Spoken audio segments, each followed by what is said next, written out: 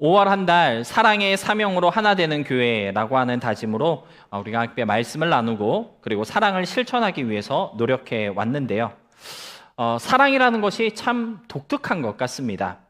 너무 따뜻하고 아름답고 이 사랑이라는 말만 들어도 뭔가 이렇게 뭉클해지는 그런 힘이 있는 단어가 바로 사랑이 아닐까 생각되어지는데요. 그런데 또 재밌는 것은 표현하지 않으면 아무도 알 수 없고 사랑이 있는지 없는지 가름조차 할 수 없는 것이 바로 사랑이다라고 말할 수 있을 것 같습니다. 하만 스테인이라고 하는 시인이 있는데요. 이 시인은 사랑에 대해서 이렇게 말했다고 합니다. 울리지 않는 종은 종이 아니며 부르지 않는 노래는 노래가 아니고 표현하지 않는 사랑은 사랑이 아니다. 울리지 않는 종은 종이 아니고 부르지 않는 노래는 노래가 아니며 표현되지 않는 사랑은 사랑이 아니다. 아마 하만스타인은요, 사랑이라고 하는 것은 사랑이 있다면 반드시 표현되고 나타나야 한다라고 하는 것을 강조하고 싶었던 것이 아닐까 생각이 되는데요. 가족을 사랑하는 마음, 또 친구를 아끼고 위하며 교회나 또는 내가 속해 있는 어떤 공동체를 귀하게 여기는 그 모든 사랑의 감정과 다짐들은요, 어떤 형태로든지 표현돼야 하고 드러날 때 비로소 의미를 갖게 되고 귀해지는 것 같습니다. 사랑하는 만큼 표현해내고 나타내고자 노력할 때 우리의 그 사랑이 더 깊어지고 더 뜨겁고 더 의미 있는 사랑이 된다는 사실 여러분 기억하시고 표현되는 사랑으로 우리의 삶이 조금 더 풍성해질 수 있기를 축복합니다.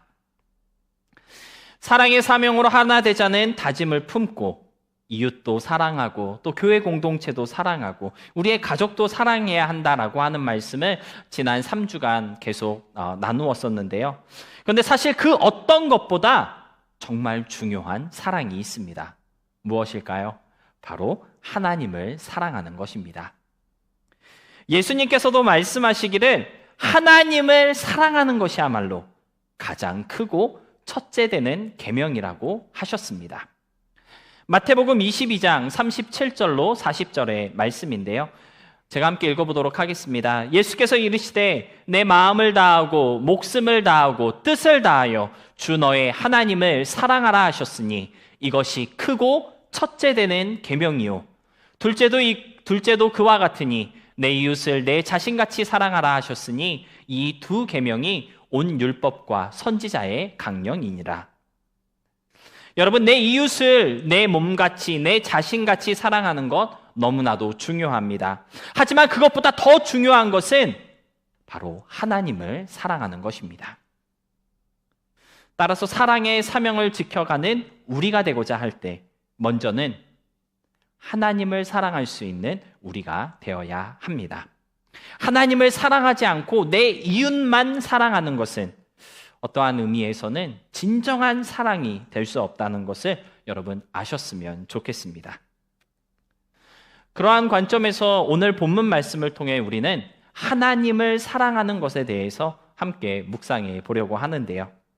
함께 나눌 이 말씀을 통해 다른 그 어떤 노력과 열심보다 하나님을 사랑하고자 하는 우리의 노력과 열심이 더 깊어지고 신실해지는 귀한 시간 될 수 있었으면 좋겠습니다. 첫 번째로 하나님을 사랑하기 위해서는요, 하나님이 원하시는 사랑의 방법을 알아야 합니다. 여러분, 보이지 않는 하나님을 사랑하는 방법에는 어떠한 것들이 있을까요?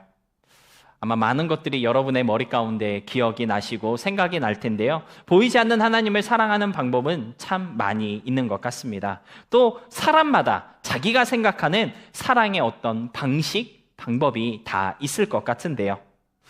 그런데 여러분, 우리가 알아야 할 것은 무엇입니까? 내가 사랑하고 싶은 대로 사랑해야 하는 것이 아니라 하나님이 원하시는 방법대로, 하나님의 방식대로 사랑해야 한다는 것입니다. 사람마다 생각하는 사랑의 어떤 스타일이 있습니다. 사랑을 표현하는 방법, 내가 생각하는 진짜 사랑의 어떤 그러한 방식이 사람마다 다 다르고요. 조금씩은 다 틀린 것 같습니다. 어떠한 사람은 사랑하는 사람과 손을 잡고 볼을 맞대고 어떤 감촉이나 촉감을 공유하는 것이 사랑의 방법이다라고 생각하는 사람이 있기도 하고요. 반대로 어떤 사람은 그러한 접촉보다는 감성적인 어떤 접근, 감동적인 어떤 그러한 이벤트들이 내가 생각하는, 내가 선호하는 사랑의 방식이다라고 말하는 사람들도 있을 수 있습니다. 또 어떤 사람은 나를 사랑한다면 그 사랑을 비싸고 좋은 물건으로 표현해 주기를 바라는 사람이 있을까요? 없을까요? 있습니다. 그러니까 연애만 시작하면 남자들의 주머니가 가벼워지는 게 명품을 사달라고 하거나 그러한 사람들이 있기 때문에 그렇다라고 하는 것이죠. 하지만 반대로 소소하지만 정말 정성 있는 그러한 표현들을 더 귀하게 여기고 좋아하는 사람도 있을 것인데요.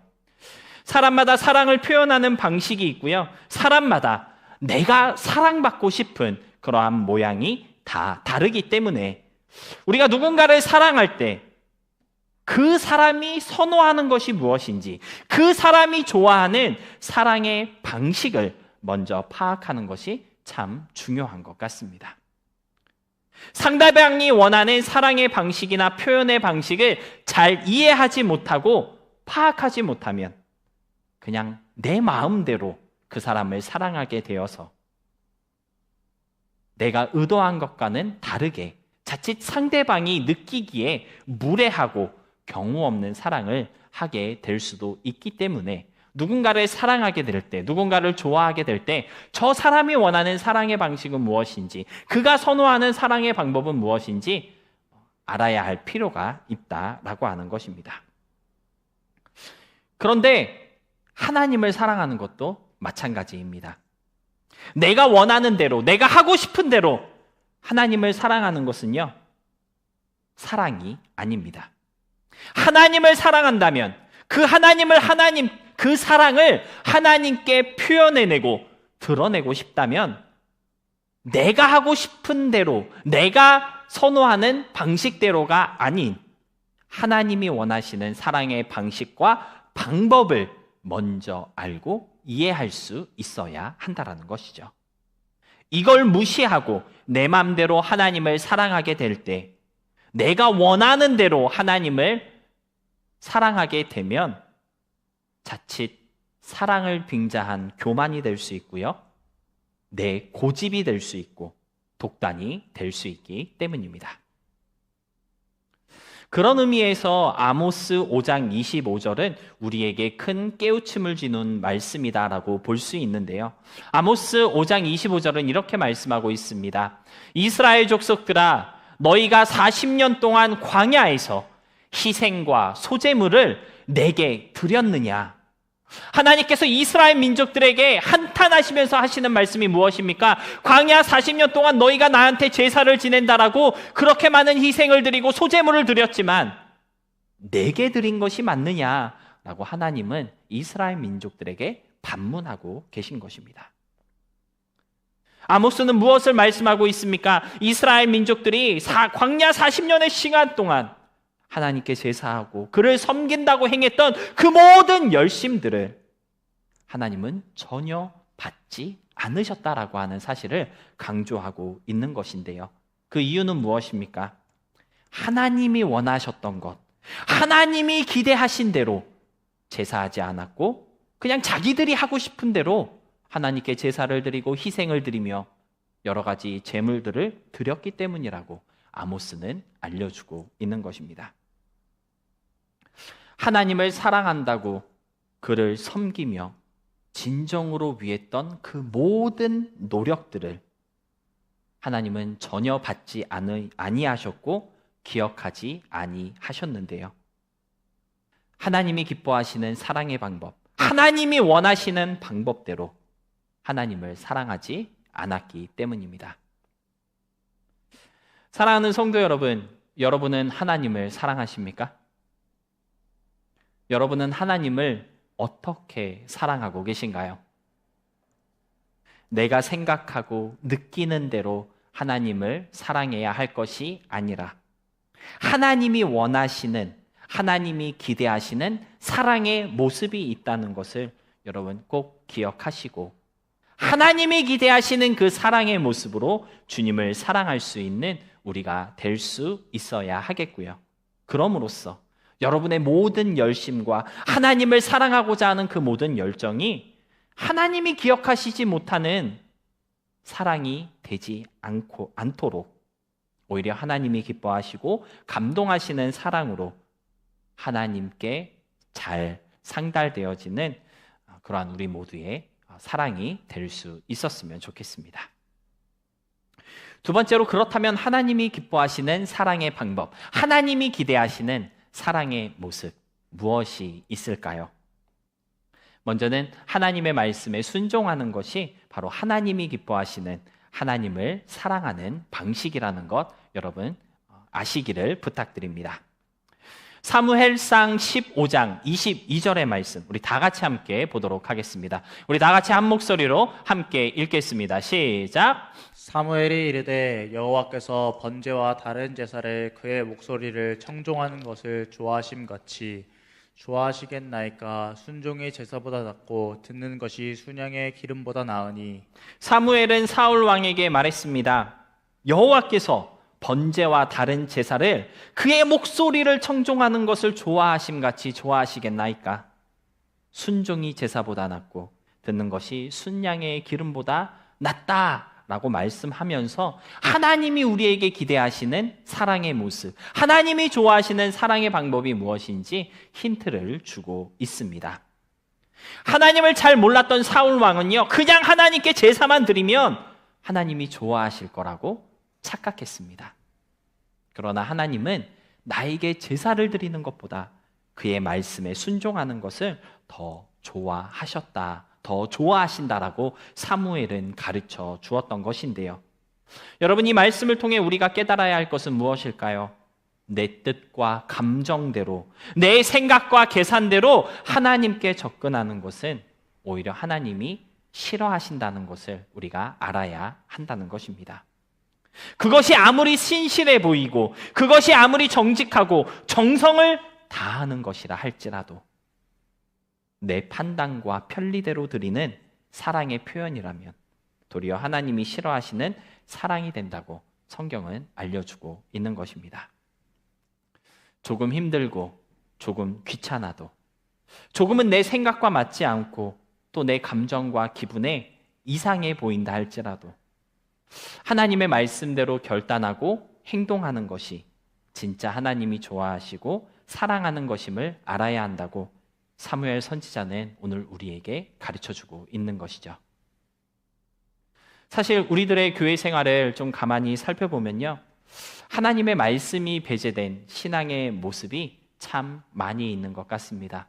아까 우리 이해찬 형제님께서 기도하실 때도 그렇게 기도하셨는데 한 주 동안 하나님의 말씀 읽지 않았음에도 불구하고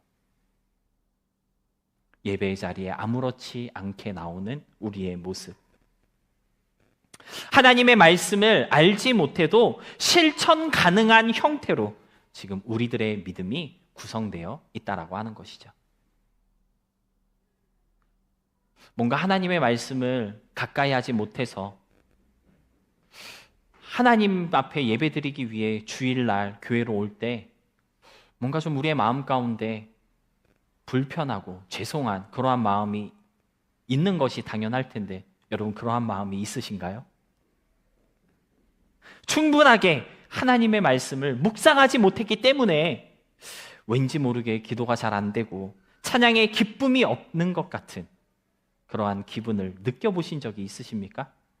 그냥 오늘 왠지 내 기분이 마음에 안 들어, 오늘 왠지 짜증나, 그래서 찬양 드릴 때 기쁨이 없을 때는 많이 있겠지만 내 삶이 정말 평안하고 모든 것이 잘 돌아가고 있는데 내가 하나님의 말씀을 가까이 하지 못해서 오늘 이 찬양을 신실하게 고백하지 못하고 간절하게 기도하지 못해서 뭔가 하나님 앞에 찜찜한 그러한 기분, 여러분 느껴보신 적 있으신가요? 말씀을 읽지 못해도, 성경을 보지 않아도 충분히 예배드릴 수 있고 기도와 찬양에 아무렇지 아니할 수 있는 것이 현대를 살아가는 우리들의 신앙의 모습인 것 같습니다. 그게 뭔가 크게 잘못되었거나 또는 뭔가 이상하다라고 느끼지 못하면서 신앙생활하고 있는 것이 솔직한 우리들의 믿음의 현주소다라고 하는 것이죠. 그런데 성경은 무엇을 말씀하고 있습니까? 하나님이 기뻐하시는 것은 그의 말씀에 순종하는 것이라고 강조하고 있습니다. 제사도 중요하지만 예배도 너무 중요하지만 말씀이 빠진 제사가 되어서는 안 되고요. 말씀대로 순종할 수 있는 예배일 수 있어야 한다는 것을 우리에게 가르쳐주고 있다라고 하는 것이죠. 여러분, 요한복음 4장 23절로 24절 말씀 정말 우리가 너무나도 잘 알고 있는 말씀인데요. 이렇게 기록하고 있습니다. 아버지께 참되게 예배하는 자들은 영과 진리로 예배할 때가 오나니 곧 이때라. 아버지께서는 자기에게 이렇게 예배하는 자들을 찾으시느니라. 하나님은 영이시니 예배하는 자가 영과 진리로 예배할지니라. 여러분, 하나님이 찾으시는 예배, 하나님이 기뻐하시는 예배자는 기분과 감정대로 예배하는 사람이 아니라 영과 진리로 예배하는 사람이라고 요한복음 4장은 말씀하고 있습니다. 예배를 드림에 있어서도 하나님의 말씀이 중심이 되고 그 말씀 안에서 그 말씀대로 순종하며 예배할 때 그게 진짜 예배가 된다라는 것입니다. 하나님을 사랑하는 첫 번째 방법은 내가 사랑하고 싶은 대로 하나님을 사랑할 것이 아니라 하나님이 좋아하시고 기뻐하시는 대로 그의 말씀에 순종하며 그의 말씀대로 살아가는 것이라는 것 여러분 꼭 기억하시고 하나님을 사랑하기 위해서 먼저 그의 말씀을 가까이 하는 우리가 될 수 있어야 하겠고요. 그 말씀이신 성경에 좀 더 집중하는 매일의 삶이 될 수 있어야 하겠습니다. 두 번째로 하나님이 기뻐하시는 하나님을 사랑하는 방법 무엇이 있을까요? 오늘 본문은 하나님을 찬양하는 것이다 라고 우리에게 알려주고 있습니다. 본문 21절의 말씀입니다. 여호와를 찬송할지어다. 견고한 성에서 그의 놀라운 사랑을 내게 보이셨음이로다. 시편 31편을 쓴 시인은요, 하나님을 찬양합시다 라고 우리에게 말하고 있습니다. 왜 찬양해야 합니까? 그의 놀라운 사랑을 내게 보이셨기 때문이라고 고백하고 있습니다. 사랑하는 성도 여러분, 찬양은 하나님을 향한 우리 마음의 고백이고요. 하나님의 사랑에 대한 응답이라고 오늘 성경은 우리에게 가르쳐주고 있는 것입니다.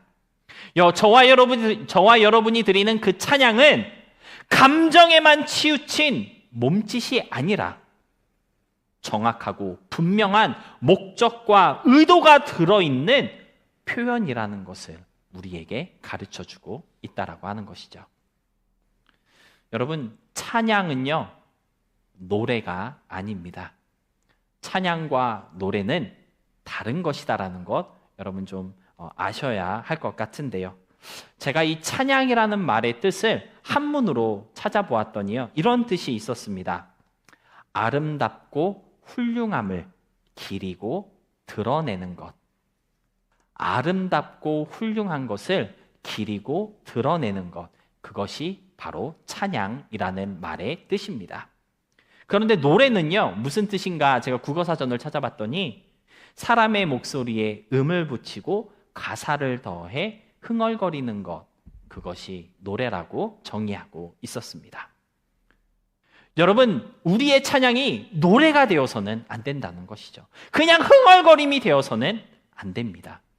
하나님 앞에 드리는 우리의 찬양, 하나님의 아름다움, 하나님의 훌륭하심, 위대하심을 드러내고 나타내는 거룩한 행위가 바로 찬양이라는 것입니다. 저와 여러분의 찬양은요, 기리고 드러내야 한다는 분명한 목적이 있다는 것 여러분 기억하시기 바랍니다. 하나님을 사랑할 때 우리는 찬양하게 된다라는 것이죠. 하나님을 사랑한다면 찬양해야 한다는 것입니다. 하나님의 사랑이 얼마나 크고 위대한 사랑인지, 그 어떤 것으로도 비교할 수 없는 그 사랑의 아름다움과 고귀함을 드러내야 한다라는 것입니다. 그래서 시편 147편 1절은요, 이렇게 우리에게 권면하고 있는 것입니다. 시편 147편 1절의 말씀입니다. 할렐루야, 우리 하나님을 찬양하는 일이 선함이요 찬송하는 일이 아름답고 마땅하도다. 저와 여러분의 찬양은 하나님을 향한 사랑의 고백이고요, 그 사랑을 드러내는 마땅한 행위라는 사실 여러분 잊지 마시고, 감정과 기분에만 치우친 노래가 아닌 분명한 목적을 가진 사랑의 고백으로 찬양할 수 있는 우리 모두가 될 수 있기를 바랍니다. 마지막으로 하나님을 사랑하는 사람은 기도하는 사람이 됩니다. 본문 22절로 23절의 말씀을 우리말 성경으로 보았더니 이렇게 기록하고 있었습니다. 제가 한번 읽어보도록 하겠습니다. 내가 그렇게도 서슴없이 내가 주의 눈밖에 났구나 했으나 그럼에도 불구하고 내가 주께 부르짖을 때 주께서는 자비를 구하는 내 음성을 들으셨습니다. 오 너희 모든 성도들아 여호와를 사랑하라. 여호와께서는 신실한 사람들은 보호하시나 교만한 사람들에게는 철저히 갚으신다. 여러분 22절로 23절의 말씀은요, 하나님을 사랑하는 사람은 끊임없이 하나님께 간구하고 그의 자비를 구하는 사람이라고 우리에게 알려주고 있습니다. 다시 말해 하나님을 사랑하는 사람들은 어떠한 사람이라는 것입니까? 기도하는 사람이다라는 것입니다. 하나님의 사랑을 받아 그 사랑을 믿고 의지하는 사람만이 그 어떤 상황과 환경 속에서도 지치지 않고 하나님의 사랑을 구하며 주님께로 나아갈 수 있음을 시인은 우리에게 알려주고 있다라고 하는 것이죠.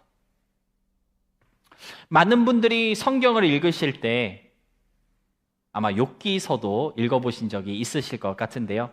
여러분 많은 분들이 욥기서의 주제를 고난과 역경으로 생각할 때가 참 많은 것 같습니다.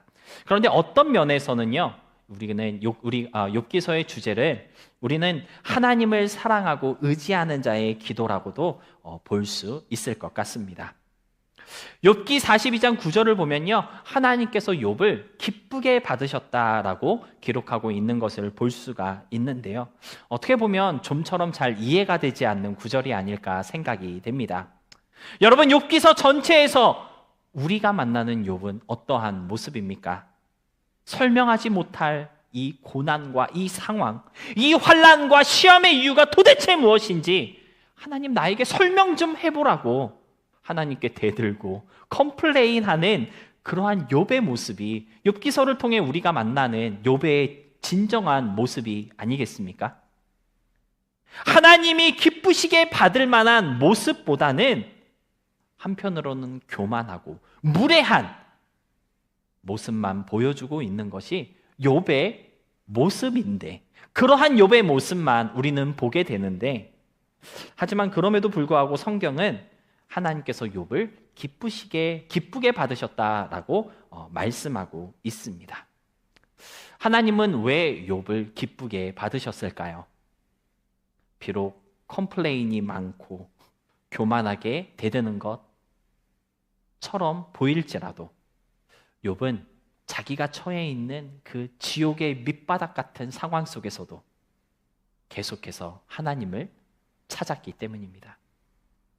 말도 안 되는 고난과 역경이 나에게 찾아왔을 때 내가 하나님을 그렇게 잘 믿었는데, 그렇게 잘 섬겼는데 이러한 일이 나에게 일어난다는 것은 있을 수 없는 일이다. 하나님은 안 계시구나. 하나님을 이제까지 믿었는데 다 소용없어. 그렇게 불신하고 하나님을 떠나간 것이 아니라 이 상황 속에서도 하나님을 인정하고 끊임없이 하나님을 찾고 간구하였기 때문에 하나님은 욥을 기쁘게 받으신 것입니다. 욥기서 전체를 통해 보여지고 있는 욥의 모습, 오늘 시편 31편 22절에서 그렇게 표현하고 있는 것 같습니다. 내가 그렇게도 서슴없이 내가 주의 눈밖에 났구나 라고 얘기하였지만 그럼에도 불구하고 내가 주께 부르짖을 때 주께서는 자비를 구하는 내 음성을 들으십니다. 오늘 본문 22절에 기록되어 있는 이 찬양이, 이 고백이 바로 욥기의 고백이 아닐까 우리는 생각하게 되는 것 같습니다. 내가 주의 눈밖에 났지만 그럼에도 불구하고 계속해서 하나님을 부르고 찾았던 그 음성, 그 기도, 그것이 욥기서를 통해 우리가 발견할 수 있는 욥의 진짜 모습이다라고 하는 것이죠. 하나님을 끝까지 부인하지 않고 계속해서 그를 붙잡았던 욥의 기도는 하나님의 사랑과 그의 인자하심을 믿고 나아갔던 겸손한 기도이었다라고 하는 사실을 성경은 우리에게 알려주고 있는 것입니다. 사랑하는 성도 여러분, 하나님을 사랑하는 사람은 기도합니다. 한번 따라해 보시기 바랍니다. 하나님을 사랑하는 사람은 기도합니다. 하나님을 찾게 될 것이고요. 어떠한 상황 가운데 있다 할지라도 하나님을 부르고 하나님을 만나고자 힘을 쓸 것입니다. 기도하지 않는다는 것은 무슨 뜻일까요? 하나님이 필요 없다는 뜻입니다. 그래서 기도로 하나님께 나아가는 사람만이 하나님을 사랑할 수 있는 것입니다. 따라서 기도하시기 바랍니다. 기도할 때 하나님을 더 깊이 사랑하게 될 것이고요. 더 깊은 하나님의 사랑을 경험하게 될 줄로 믿습니다. 말씀을 정리하겠습니다. 끝으로 베드로전서 1장 8절로 9절의 말씀 우리 다 같이 함께 읽어보도록 하겠습니다. 베드로전서 1장 8절로 9절의 말씀입니다. 함께 읽겠습니다. 예수를 너희가 보지 못하였으나 사랑하는도다. 이제도 보지 못하나 믿고 말할 수 없는 영광스러운 즐거움으로 기뻐하니 믿음의 결국 곧 영혼의 구원을 받음이라. 다시 한번 제가 읽어보겠습니다. 예수를 너희가 보지 못하였으나 사랑하는도다. 이제도 보지 못하나 믿고 말할 수 없는 영광스러운 즐거움으로 기뻐하니 그 이유는 무엇입니까? 영혼의 결국 곧 믿음의 결국 곧 영혼의 구원을 받았기 때문이다 라고 베드로는 말씀하고 있습니다. 구원을 경험한 사람, 구원에 대한 지식과 이해가 있는 사람만이 예수를 사랑하게 되고 보지도 못하는 하나님을 사랑할 수 있다고 베드로는 우리에게 알려주고 있다라고 하는 것이죠. 하나님이 우리에게 주신 크고 첫째 되는 계명은 하나님을 사랑하는 것입니다. 마음을 다하고 뜻을 다하고 목숨을 다해 하나님을 사랑할 수 있는 비결은 무엇입니까? 바로 구원받음에 있다라는 것입니다. 구원을 체험하고 그 구원이 무엇인지 이해할 때 뜨겁게 하나님을 사랑할 수 있다라고 하는 것이죠. 여러분은 구원 받으셨습니까? 여러분이 받은 그 구원이 무엇을 의미하는지 이해하고 계신가요? 믿음의 결국 영혼의 구원을 받은 우리, 그 구원의 의미를 잃어버리지 않고 계속해서 알아가고 생각하고 묵상하며 나의 삶 가운데 새겨져가는 우리가 되어져야 함을 여러분 잊지 마시고 죄인인 나에게 허락하신 그 놀라운 구원의 은혜를 기억하는 우리 모두가 되어서 그 기쁨과 감격대로 계속해서 더 뜨겁게 하나님을 사랑하는 저와 여러분 될 수 있기를 주님의 이름으로 소망하며 축복합니다.